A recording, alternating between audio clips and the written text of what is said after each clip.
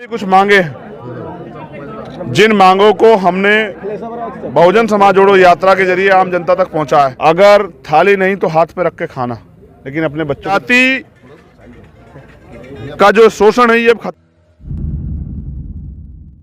नमस्कार, आप देख रहे हैं जनता की आवाज़ जनबोल खबर और हम हैं बक्सर में। और आप चंद्रशेखर आज़ाद जी अपने छात्रों को जो है संबोधित कर रहे हैं यहाँ पे, और हम आपको मिलवाएंगे कि वाकई जिस तरह से बहुजन समाज जोड़ो यात्रा जो है लगातार पश्चिमी चंपारण से शुरू होकर के आज बक्सर में पहुँचा था, और बक्सर के किले में जो है बहुजन महासम्मेलन का आयोजन किया गया और यहाँ पे जो है दो राष्ट्रीय अध्यक्ष पहुँचे हुए हैं। आइए हम आपको मिलवाते हैं चंद्रशेखर आज़ाद जी से, क्या कहते हैं बहुजन समाज जोड़ो यात्रा को लेकर के, कितना फायदा हो सकता है बिहार में, जो सामाजिक परिवर्तन कितना हो सकता है और क्या होने वाला है 2024 के चुनाव में भीम आर्मी के द्वारा। आप लगातार बने रहे और देखते रहे जनबोल खबर।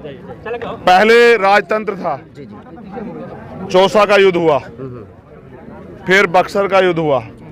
पहले बंदूकें, गोली, लाठी, तोपें चलती थी, कत्ल होते थे, हत्या होती थी, रक्त रंजित हो जाती धरती, तब जाके राज बदलते थे। फिर एक ऐसे रहबर पैदा हुए डॉक्टर बाबा साहब अम्बेडकर, जिन्होंने वोट का अधिकार दिया, और अब वोट के जरिए राज व्यवस्था परिवर्तित होती है। तो अब युद्धों की जरूरत नहीं है। अब तो जो समाज अपनी जिंदगी में बदलाव चाहता है या बदलाव करने के लिए तैयार हो जाएगा, वो अपनी वोट को संगठित करके अगर वोट देगा तो राज व्यवस्था में उनकी हिस्सेदारी तय हो जाएगी। हमारी कुछ मांगे हैं, जिन मांगों को हमने बहुजन समाज जोड़ो यात्रा के जरिए आम जनता तक पहुंचा है, और वो मांग यहाँ की राज्य सरकार से है।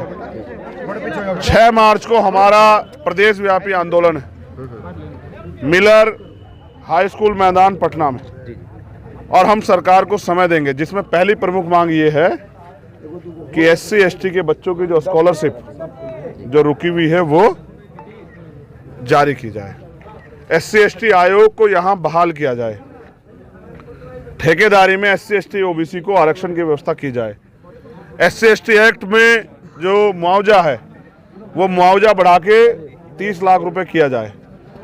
बहुत सारी बुनियादी मांग, जैसे ताड़ी को कृषि का दर्जा दिया जाए।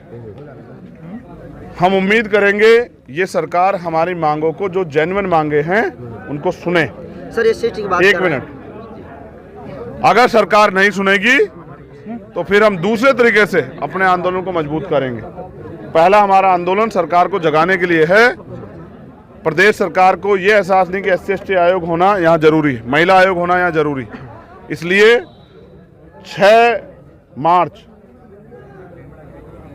मिलर हाई स्कूल मैदान पटना, हमारा प्रदेश व्यापी जो बहुजन समाज जोड़ो भाईचारा पैदा करो ताकतवर बनो जो यात्रा चल रही थी, उसका समापन पटना में होगा। हम सरकार को मांग पत्र देंगे, समय देंगे। अगर मांगे पूरी नहीं होगी तो फिर दोबारा से पुनः अपने आंदोलन को मजबूत करके और अपने आंदोलन को कामयाब करेंगे। अब बताओ सर, सरकार कह रही है कि SC ST छात्रवृत्ति देने के लिए सरकार के पास फंड ही नहीं है। ये सरकार की जिम्मेदारी है, हम लोग टैक्स पे करते हैं। हमारे जरूरत जो बुनियादी जरूरत है उसका पैसा भी अगर सरकार हमें नहीं दे रही है, एजुकेशन सबसे बड़ा हथियार है हमारे पास आगे बढ़ने के लिए। सरकार के पास और बहुत सारी चीज़ों के लिए पैसा है, लेकिन हमारे एजुकेशन के लिए पैसा नहीं है। ये एक तरह का षड्यंत्र है हमें कामयाबी से रोकने का। डॉक्टर बाबा साहब अम्बेडकर, जिनके हम अनुयायी हैं, उन्होंने कहा कि शिक्षा श्रेणी का वो दूध है जो पिएगा दहाड़ेगा। अगर आप हमें बेहतर शिक्षा की व्यवस्था नहीं करा सकते तो आपकी सरकार से हमें क्या फ़ायदा है। फिर एक महापुरुष में संत गाडगे जी महाराज, उन्होंने कहा कि अगर थाली नहीं तो हाथ पे रख के खाना, लेकिन अपने बच्चों को जरूर पढ़ाना। जिस देश में संसाधनों में वितरण में गैर बराबरी हुई हो, ना जमीन में बंटवारा हुआ आज़ादी के बाद, ना धन में बंटवारा हुआ, ना बिजनेस में बंटवारा हुआ, ना रिसोर्स में बंटवारा हुआ, प्राकृतिक रिसोर्स में भी कोई बंटवारा नहीं हुआ। जो गरीब था वो गरीब रहा, जो अमीर था वो अमीर हो गया। तो भाई हमारे लोगों को आगे बढ़ने के लिए आप क्या कर रहे हो? 75 साल में अगर आज भी हमारे लोगों पे कच्चे मकान हैं, अगर आज भी हर घर तक रोजगार नहीं पहुंच रहा है, आज भी लोगों पे पहनने के लिए अच्छे कपड़े नहीं हैं, आज भी लोगों पे ज़मीन नहीं है, आज भी लोगों पे पीने के लिए साफ पानी नहीं है, तो फिर उन सरकारों ने हमारी ज़िंदगी बदलने के लिए किया क्या? तो हमें सरकार क्या कहती है इससे फ़र्क नहीं पड़ता। सरकार जिस तरह से दूसरे मदों का कार्य पूरा कर रही है, इस तरह से SC ST के स्कॉलरशिप का कार्य पूरा करे, वरना वो सरकार SC ST विरोधी सरकार मानी जाएगी। और SC ST विरोधी सरकारों को सबक सिखाना हम लोग अच्छी तरह जानते हैं। सर, जिसको आप SC ST विरोधी कर रहे हैं, उसी सरकार के आप मंत्री के साथ, नीतीश कुमार के साथ आप मुस्कुराते हुए फोटो खिंचाते हैं। मैं तो आपके साथ ही मुस्कुराते फोटो खिंचा लूँगा।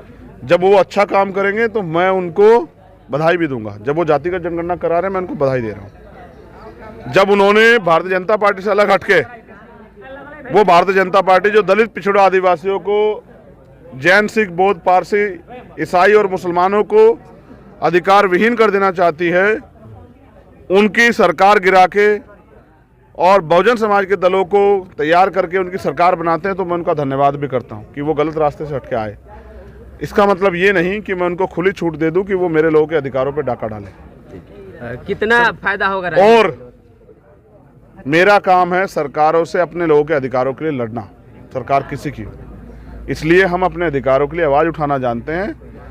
हम सरकार से जो कॉन्स्टिट्यूशन के आर्टिकल 19 ने हमें अधिकार दिया है, 19 ने,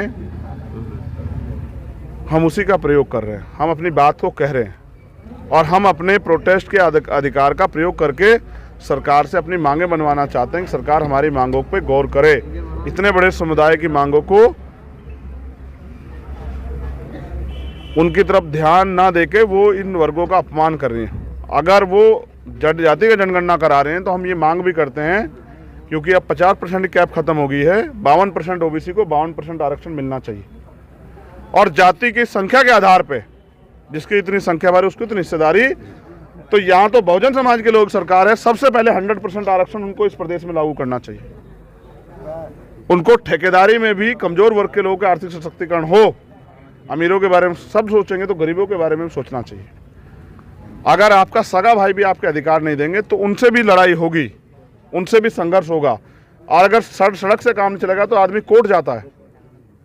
तो ये अधिकारों की लड़ाई है। भाईचारा अपनी जगह है, अधिकार अपनी जगह है। सर, विगत दिनों एक भाजपा के यहाँ के सांसद है बक्सर के अश्विनी कुमार चौबे जो है, वो अम्बेडकर जी के प्रतिमा के नीचे यज्ञ कर रहे थे और भीम आर्मी के 3 कैडर गए और उनको जो है धूल चटाने का काम किया। कहाँ से एनर्जी आई है 3 कैडर के पास? ये बाबा साहब अम्बेडकर के विचारों की एनर्जी।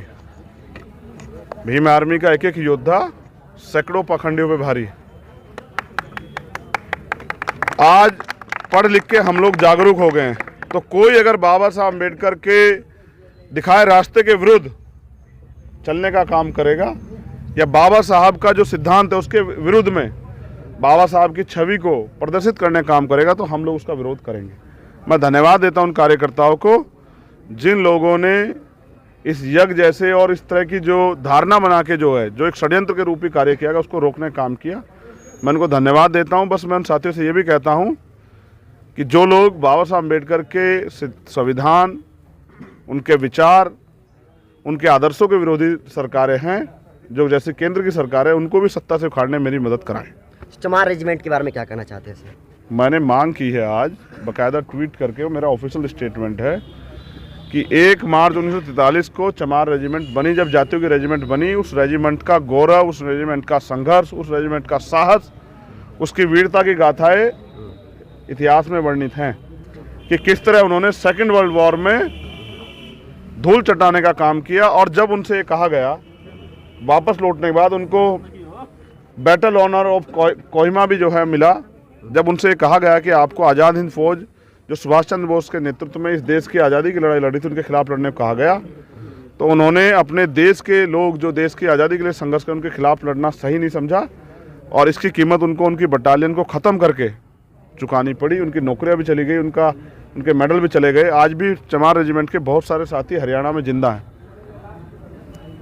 उनके पास वो सारे ऑनर हैं, वो सारे सम्मान हैं, वो सारे मेडल हैं, लेकिन क्योंकि हम लोग देशभक्त जातियां हैं, जो बहुजन समाज की जातियां, वो देशभक्त जातियां हैं, इसलिए हमने मांग की कि हम प्रथम और अंत्य भारतीय हैं, तो हमारी रेजिमेंट को बहाल किया जाए, या फिर जो जाति के आधार पर रेजिमेंट बनी है उन सबको ख़त्म कर दिया जाए, या फिर बहुजन समाज के लोगों को भी शौर्य दिखाने का मौका दिया जाए। Ahir regiment, Gujar regiment, Kushwar regiment, Maurya regiment, Nishad regiment और जो भी जातियां संवैधानिक रूप से चिन्हित हैं उन जातियों के रेजिमेंट भी बना के उन वर्गों, उन जातियों के बच्चों को भी देश सेवा करने का मौका देना चाहिए। फिर तो सर जाति भेद बढ़ जाएगा ना उसमें, जाति जाति का अगर जब हम अधिकार की बात करते हैं तो अब अच्छा राजपूत रेजिमेंट है, डोगरा रेजिमेंट है, सिख रेजिमेंट है, जाट रेजिमेंट है, इससे तो जातिवाद नहीं बढ़ रहा है। पढ़ा करो। अभी सर राजनीति जाति की गिनती करने से जातिवाद नहीं बढ़ता, लेकिन जाति के आधार पर शोषण करने से जातिवाद बढ़ता है। और जाति का जो शोषण है ये अब खत्म होना चाहिए। बहुत सर, एक लंबा भोजपुरी के कलाकार हैं सर, मैं आमती पर जो अच्छी टिप्पणी की है गाना के माध्यम से क्या कहिएगा? के बारे में पूछोगे जिनके लिए तो हमारे जिले में